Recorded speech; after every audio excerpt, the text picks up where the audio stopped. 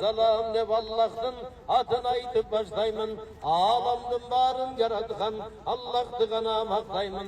Mehrimin tökkün Allah'tın mehrimin aytıp maktayman. Yalnız bir özü başlargan men yaratkandı maktayman. İman verip yaratkan ıyık bir zattı maktayman.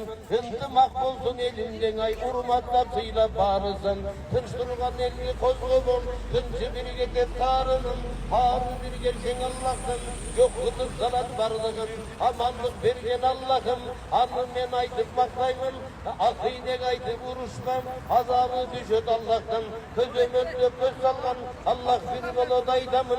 Aytkanın kılgın atanın atan bir gelet baykağın. Üstümlülük kılbağın üstünden gülme başkanın.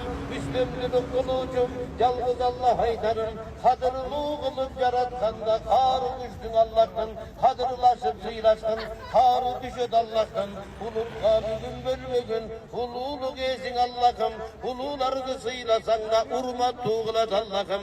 Yaralı gözün kalganday yaratkan zattın unutmam. Yaraşıp bugün bağrımız ey jakşı bir işti başlaylam. Can verip seni yaratkan Allah bir bolo daydamın. Yaman söz aytmana bağam acısı gerek Allah'tan. Kelbet bergen Allah'ım gemsin ben adam balasın. Mağada gezek gelet dep sen geç tutup içke katpagın. Ötkönlüğün esnep sen bugün balanlığa tu çappagın. Keçerimli bolgonun Allah'a jaga daydamın. Mahluktum barıdığın Allah bir özü yarattım. Kudreti gücekini başkarıp durat karacım. İman vergen Allah'ım rızkı vere dardayım. Intımakta bulunun ay kövöydü beret Allah'ım. Rahmat eşik açucum Allah bir yalnız aytamın.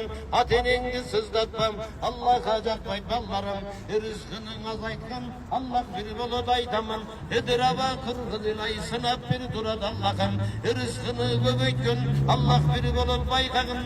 Katıganlandın itçebey kalganın bugün baykağın. Kafırlık kılbak adamga harap bir durat Allah'ım. Jakşılık kılgın pendegenge razı bolot Allah'ım. Martaba verip götürücüm en uluk bolot Allah'ım. Maktasan eğer Allah'tı sen korbol boysun ballarım. Hurmat sıyverçün Allah'ım. Uruşma bugün ballarım. En uruşkan yerde kutbol boy. Hiç kaçan uşak aytmagın. Korgulup koyot tezelem. Başımdan ötkön aytamın. Bassan da dursan da ayımam. Allah'tı gana maktagın.